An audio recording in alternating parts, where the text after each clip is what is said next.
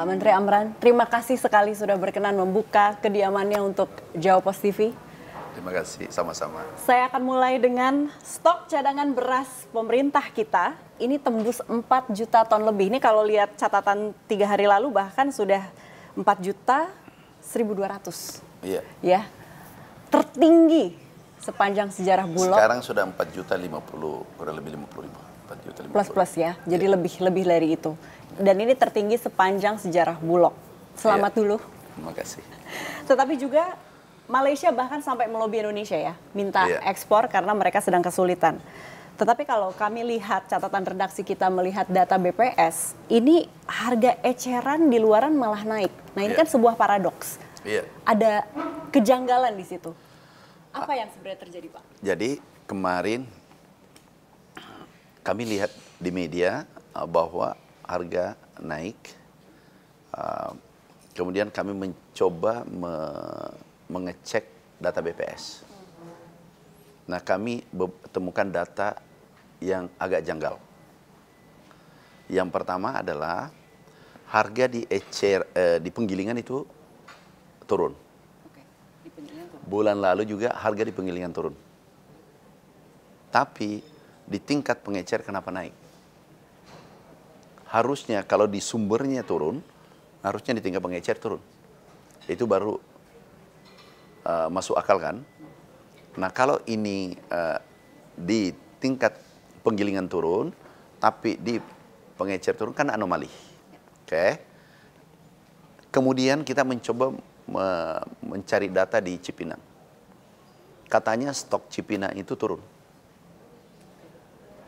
Yang di sana pusat beras Jakarta turun stoknya. Kami penasaran, kami cek data 5 tahun. Apa yang terjadi? Kita pelajari 5 tahun, kami pelajari subuh tuh beras yang masuk itu keluar masuk 1.500 sampai 3.000 tiap hari. Ada anomali tanggal 28 sebelum BPS merilis. Langsung yang keluar 11.000 ton. Kita konfirmasi ke sana, katanya ini memperbaiki data. Berarti data yang dulu 5 tahun salah semua. Ya kan? Kalau dasarnya memperbaiki data beras. Kalau dasarnya memperbaiki data, berarti 5 tahun sebelumnya salah semua. Ya kan? Cara pengambilannya dan seterusnya. Tetapi kalau mengatakan hari itu keluar, tidak mungkin juga. Karena kita hitung 1.000 truk. 200 truk saja, 300 truk, maksimal 5. Di sana kapasitasnya 500 truk masuk maksimal. Dan itu tidak pernah terjadi. Sampai 1.000 truk keluar satu hari. Itu 11.000 ton. Jadi ini sesuatu yang janggal sehingga tim turun ke sana. Belum mendapatkan jawaban, kami minta Satgas Pangan turun. Harus mengecek. Melihat angka BPS ada anomali, melihat angka di pasar Cipinang ada anomali, kita harus cek. Kalau kita hitung harga di tingkat produsen itu katakanlah 12.500, 12.000 lebih, terus 12.700, terus di pengecer itu 14.700. Artinya apa? Ada delta selisih 2.000 bahkan sampai 3.000. 2.000 ini kali produksi selama 5 bulan 21 juta ton. Artinya apa? Yang didapatkan middleman ini itu 42 triliun. Tapi petaninya dapat hanya 1 juta sampai 1.500.000 per bulan. Ini ada ketidakadilan kalau seperti ini. Nah ini kita harus beresin. Karena kita ada harga eceran tertinggi. Sudah ada arahan. Ini ada arahan juga. Dan kami pasti mengecek lebih detail nanti. Nggak boleh dibiarkan petani merugi, konsumen merugi, sementara ada middleman yang menikmati kerugian kedua belah pihak itu. Sebenarnya ini kan selaras dengan arahan Presiden ya. Pertama, dari awal food security, ketahanan pangan, yang akhirnya mengerucut ke pemangkasan, mengutip kata Bapak, middleman. Supaya apa? Supaya petani optimal. Itu adalah spiritnya. Secara manajerial apa yang dilakukan berbeda oleh Bapak dengan tim? Karena dalam 6 bulan sepertinya growth-nya luar biasa, itu satu. Dan dua, menangani yang nakal. Payung hukum ada. Penegasan sekarang saya bisa lihat dari Bapak ada, tapi yang tidak suka juga banyak sekali. Bagaimana Bapak menanggulangi itu dan tetap istiqomah? Gini, jangan menghabiskan energi memikirkan orang yang tidak senang dengan kita. Itu mubazir. Tidak mungkin kita bisa mereka puas semuanya terhadap kita 100%. Impossible. Atau almost impossible. Hampir tidak mungkin lah. Mereka puas dengan apa yang kita lakukan. Dan itu normal. Itu wajar. Sangat wajar. Yang tidak wajar kalau semua puas. Contoh, importir. Kita kan tidak impor nih. Untung 2.000 saja kalau impor. Kalau 2 tahun ini 7 juta. Itu 14 triliun untungnya. Ini didapatkan hanya 1 bulan, 2 minggu. Pasti tidak senang kan? Karena infrastruktur gudang, pegawai sudah dibangun semua kan? Sejak puluhan tahun tiba-tiba kita stop impor. Itu pasti tidak senang. Dan banyak yang mempelesetkan data-data. Kita harus perangi. Nggak boleh. Selama kami masih di pertanian, kami tidak beri ruang koruptor, mafia yang bermain-main di kementerian. Bukan saja mitra kami yang bermain-main, tetapi internal juga. Baru-baru kami pecat. Ya, Bapak minta di Rut Pupuk Indonesia pecat manajer yang dianggap merugikan. Di internal pertanian, kami pecat. Iya, kami pecat. Di kementerian bukan sendiri. Copot ya, pecat. Iya. Dia memungut biaya pada mitra, meminta, dan dia akan menangkan, dia janjikan kemenangan proyek. Itu 27 miliar. Yang terrealisasi 10 miliar. Aku tanya, ngaku, aku pecat. Nggak bisa dia mengelak. Saya katakan kalau saya tanya Anda tidak mengaku, itu pasti kamu mengaku di tempat lain nanti. Karena orangnya sudah mengadu. Kami kan buka pengaduan. Ada nomor HP pengaduan. Yang merasa dizolimi oleh Kementerian Pertanian, lapor sama saya. Pasti kami tindak. Jadi nggak usah kita pikirkan ada orang sakit hati. Yang penting, maaf, kami Muslim. Sesuai Al-Quran, Sunnah Rasul, undang-undang, kami jalan. Nggak usah mikirkan orang sakit hati, risiko tertinggi nanti adalah mati, dan kita pasti alami. Jadi nggak usah mikir, habis energi memikirkan yang tidak penting bagi saya. Menurut saya nih. Saya akan ajak pemirsa dan juga mau mengerti pandangan Bapak soal kondisi dunia yang sedang tidak baik-baik saja, ekonomi, begitu ya. Kemudian krisis iklim. Sehingga kan penting untuk Indonesia punya ekosistem yang kuat, hulu ke hilir. Dan kalau kita bicara ekosistem, ada irigasi di situ, ada pupuk di situ. Dan blueprint Bapak yang dipercaya untuk 4 tahun ke depan. Akan seperti apa blueprintnya, Pak? Jadi gini, kita ke global, tingkat global. Kondisi pangan dunia, energi dan pangan itu tidak baik-baik. Ada 54 negara, penduduknya kekurangan gizi dan kekurangan pangan. Kemudian ada kekurangan gizi dan kelaparan 725 juta, hampir 1 miliar penduduk dunia sekarang ini. Oleh karena itu, pangan menjadi sektor yang vital. Ini harus kita jaga. Kemudian Indonesia rentan untuk kekurangan gizi atau kelaparan 7-16%. Ini kita harus jaga. Stunting 21%. Sehingga pangan, fokus Bapak Presiden harus dijaga. Pangan. Pangan bermasalah, negara bermasalah. Coba negara tetangga kita, Malaysia, Filipina, Jepang, negara maju, krisis, kesulitan beras. Nah kita juga pernah, tahun lalu, Januari, Februari, antri beli beras di jatah. Nah, pendekatannya adalah holistik. Yang pertama dari kebijakan. Kebijakan mana saja yang bisa menolong produsen, petani. 1, pupuk. Pupuk itu ada 145 regulasi. Dan ada 12 menteri yang setuju baru bisa pupuknya dikeluarin. 38 gubernur, 500 bupati dan wali kota se-Indonesia. Ini semua mutlak tanda tangan. Baru mutlak mengetahui baru bisa keluar pupuknya. Bisa bayangkan. Sekarang Bapak Presiden perintahkan langsung sederhanakan titik dari Menteri Pertanian tanda tangan langsung pupuk Indonesia ke petani. Akses dibuka langsung. Iya, 145 menjadi 3. Oke. Jadi muter tuh. Ya. Itu satu. Yang kedua, dulu masalah baik ini masih pupuk. Kuantumnya hanya separuh. Berarti banyak yang tidak kebagian pupuk kan? Yang ketiga, baru cerita pupuk nih. Terlambat sampai. Yang keempat, harus menggunakan prosedur panjang. Sekarang cukup KTP. Bisa ambil pupuk. Selesai. Dia anak bangsa. Berhak untuk mendapatkan pupuk apalagi petani. KTP selesai. Coba kebijakan ini pupuk saja. Itu dirasakan petani sekarang. Waktu pertama kami dilantik kami keliling. Dari Sabang sampai Merauke. Kami muter. Pertanyaannya pupuk.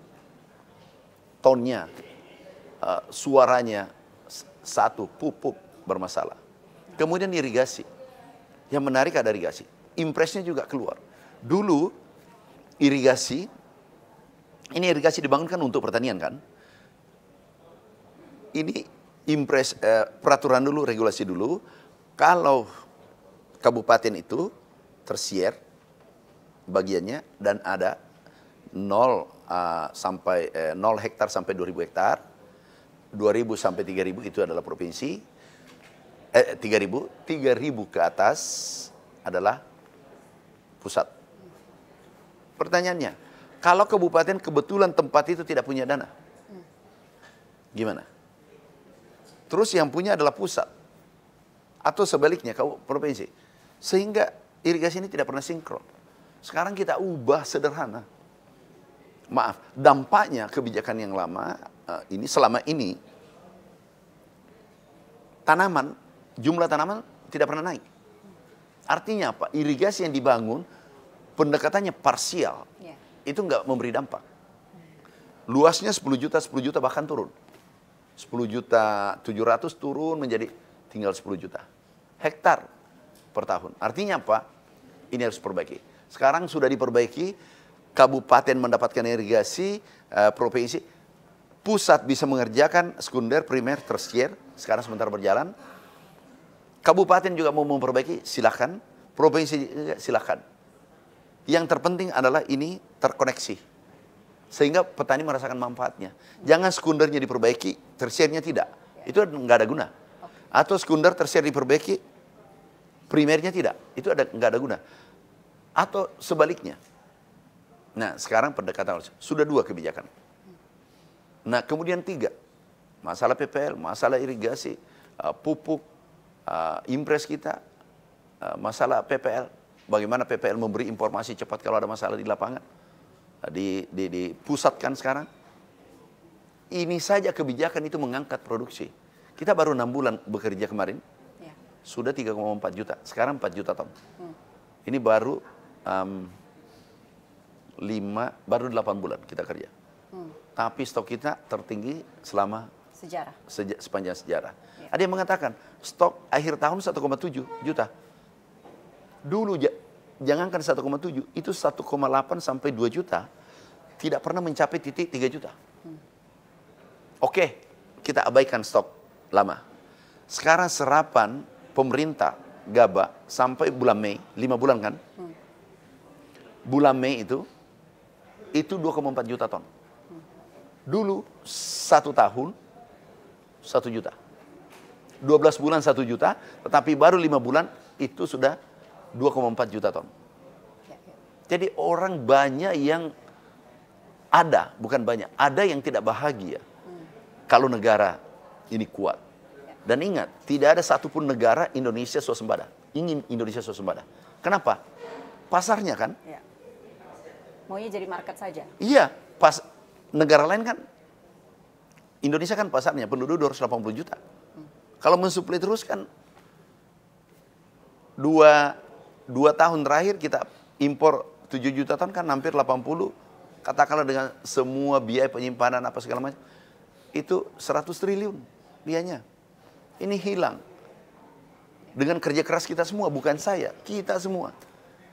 Ada TNI, ada Polri, ada Kejaksaan, ada BUMN, ada Perdagangan, ada Pak Menko, komando Bapak Presiden.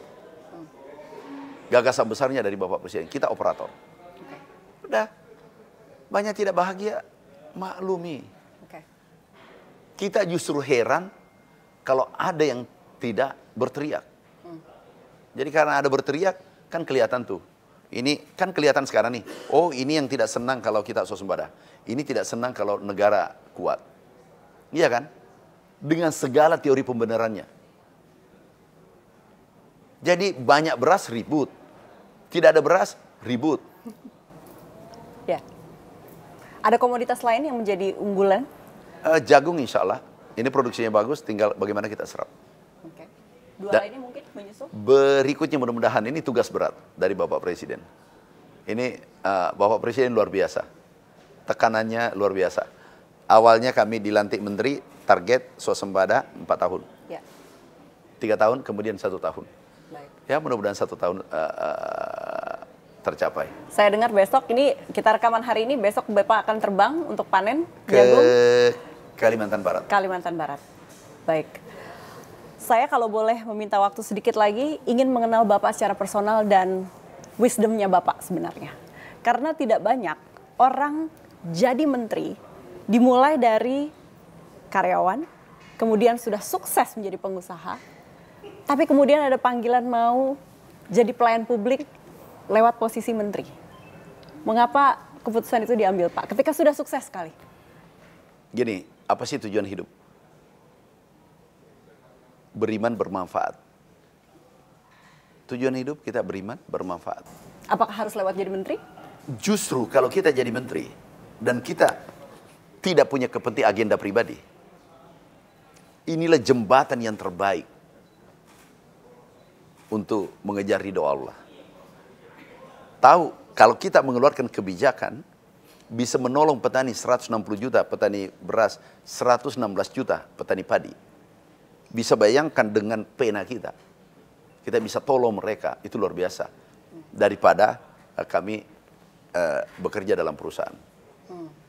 Dan kami mengikuti takdir aja. Jadi menteri alhamdulillah, jadi pengusaha alhamdulillah, jadi dosen kami juga mengajar alhamdulillah. Udah kami bersyukur.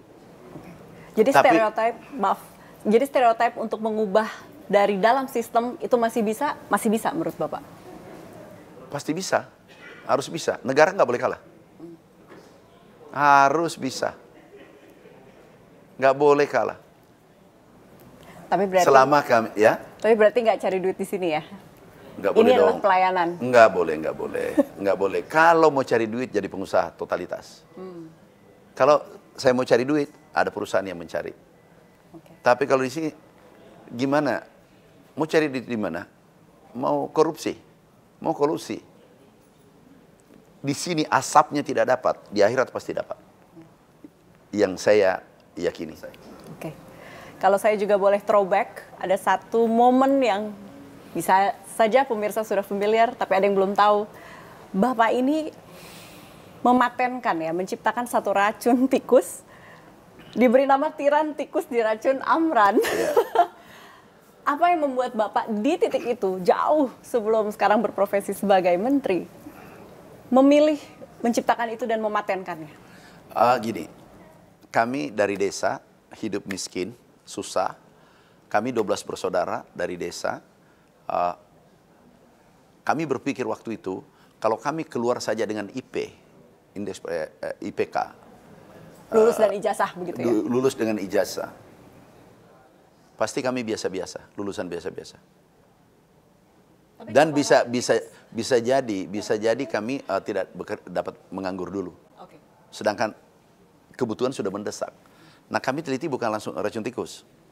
Yang pertama kami teliti adalah alat pupuk. Biayanya mahal. Orang tua kami tidak mampu, ya sudah, hentikan.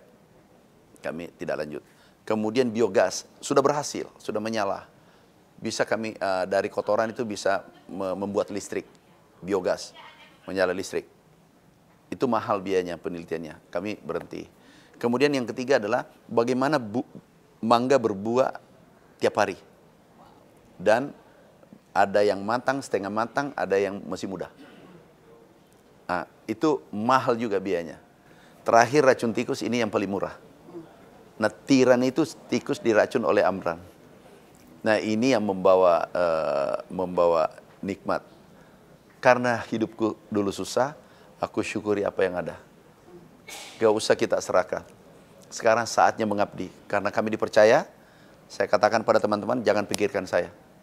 Kami mengabdi untuk rakyat, titik. Mudah-mudahan ini diridhoi. Enggak, saya katakan, biaya operasional kami, jalan keliling, aku yang ngurusi, jangan negara yang ngurusi. Wow. Bagaimana Bapak dididik oleh orang tua, masa kecil, 12 bersaudara dan sekarang sudah jadi sosok ayah. Bagaimana Bapak gantian mendidik anak? Ini pertanyaan yang berat. Kita dulu dididik, memang cukup keras kan alam, bukan jadi alam yang memaksa. Karena kita 12 bersaudara, gajinya ayah saya 116.000. Jadi alam yang memaksa. Tapi ingat, kalau mau menjadi petarung, kalau mau jadi pemimpin, harus mendapat tekanan. Yang mendapat tekanan tertinggi adalah berlian. Makanya kalau mau jadi berlian, minta tekanan, bila perlu ciptakan tekanan. Tekanan berlian, titik didihnya 3.500 derajat Celcius. Kalau kita mau lelehkan, butuh 4.700 derajat Celcius. Itu baru bisa meleleh. Dan itu yang paling mahal dicari banyak orang. Termasuk kaum Hawa. Kaum pria Hawa, kaum Adam juga cari berlian. Itu mahal. Kenapa mahal? Dia telah teruji dengan tekanan tinggi. Ada di perut bumi, tekanannya 3.500 derajat Celcius. Terbentuklah berlian. Mau berlian atau mau jadi lumpur. Lumpur dimanapun melengket dicuci, dibersihkan. Tapi berlian dicari, dilengketkan di jari. Dilengketkan jadi gelang, jadi leher. Pilihannya hidup. Mau berlian atau mau jadi lumpur. Anak Bapak mengamini? Anak saya jujur, aku latih untuk menjadi berlian juga, tapi masih berproses. Karena dia mengatakan, ini anak zaman sekarang ya, generasi Z, generasi milenial, dia katakan, bapaknya saya, dia bilang kakek saya dulu kan miskin. Jadi anaknya juga harus menjalani proses hidup yang sulit. Terus bapak saya sudah ada, ngapain saya menderita lagi? Aku nikmati aja perjuangan bapak. Itu. Masih terus diskusi nih berarti? Diskusi, sampai sekarang. Diskusi sampai sekarang. Tapi anak Bapak ada yang paling tua memilih ada di politik? Dia masuk di politik. Dia di Komisi 3 masuk Gerindra. Itu yang pertama dalam keluarga kami. Keluarga besar kami masuk politik. Yang lain belum. Dari garis keluarga saya. Oke, Bapak nggak tertarik masuk partai? Gini, aku ikuti takdir karena saya fokus swasembada. Swasembada pangan dulu kita fokus. Jadi karena ini tidak ringan. Ini ada tugas dari Bapak Presiden lagi, fokus kedelai dengan gandum. Terakhir, kondisi job market juga sedang tidak baik-baik saja. Yeah. Yang fresh graduate mau dapat kerja sulit. Yang usia 40 plus kena PHK. Realita. Tapi yang mau jadi petani muda juga sangat minim. Okay. Jadi menurut Bapak apa yang bisa dilakukan agar semua bisa bertumbuh? Yang bagus itu, aku tanya, job seeker atau job creator, yang mana bagus? Idealnya job creator, idealnya. Sudah, mau cari ideal atau tidak ideal, aku kejar. Gantian kita. Mbak Puri bertanya, mau cari yang ideal atau tidak ideal? Katakanlah kita mau cari pasangan, ideal atau tidak ideal, mana yang bagus? Ideal atau tidak ideal? Ideal tentunya menjadi cita-cita, betul? Iya? Iya. Nah, sekarang, sulit tidak sulit, itu dari mindset, dari hati. Sukses itu bukan dari menjadi konglomerat, bukan karena dia punya modal. Modal awal besar. Kalau orang yang tidak siap, tidak punya bermental baja, tidak punya karakter kuat, diberi modal, dia hancur. Dia bingung. Lihat orang yang gagal, yang biasa gagal. Kalau ditanya, kenapa Anda tidak ciptakan lapangan kerja? Aku tidak punya modal. Diberi modal, bisnis apa ya? Begitu ada bisnis, ini barang dijual kemana ya? Setelah dia marketing, ini susah juga ya. Ini orang begini pecundang. Tidak ada kata sulit kalau mau sukses. Mau sukses, pantang mengatakan menyerah. Pantang mengeluh, pantang meminta. Kecuali pada Tuhanmu. Pasti sukses. Harus berani berproses. Bahkan, kalau saya nih, make big dream. Take action. Bertindak, berproses. Yang paling sulit adalah persisten. Di sini orang gagal. Di sini orang berguguran. Ini tes terakhir. Buat gagasan besar, narasi gampang, enteng. Mengatakan swasembada, mengatakan ini enteng. Tapi memulai itu sulit. Tapi jauh lebih sulit adalah persisten pada jalan yang benar. Godanya banyak. Tantangannya banyak. Bertahan dalam kesedihan, bertahan dalam penderitaan, bertahan dalam tekanan, bertahan dalam hujatan oleh siapapun lingkungan, itu nggak gampang. Di sini butuh mental petarung, mental baja. Kalau perlu mental berlian. Dengan suasana seperti ini, sering ada juga yang saya berjuang kok di negara tetangga. Apa? #kabur aja dulu. Apa? Bagaimana perspektif Jadi Bapak? sebenarnya berjuang di mana saja, kami tetap di kampung halaman. Saya katakan aku tidak mau bergeser dari tempat ini. Aku harus bangun kampung halaman ini. Alhamdulillah sudah terbangun. Ada sekolah, ada rumah sakit, ada apa. Jadi kita mau kemana saja, tantangannya sama. Mau kemana saja belahan bumi. Mau kecuali ke bulan mungkin ya. Tapi ke bulan pasti tantangannya lebih banyak. Kemana saja pergi, mau ke luar negeri, mau kemana, sama dimanapun Anda berada. Anda akan menemukan tantangan serupa. Kalau saya, generasi muda, generasi milenial, generasi Z, jangan pernah mengeluh. Jangan pernah menyerah. Harus persisten. Dan berani berproses. Kamu sukses. Dengan berat hati ini adalah penghujung dari obrolan kita. Terima kasih banyak Pak Menteri. Sama-sama. Sudah meluangkan waktu sebelum beraktivitas pagi hari. Sukses selalu. Makasih. Jaga Indonesia. Sampai jumpa. Terima kasih.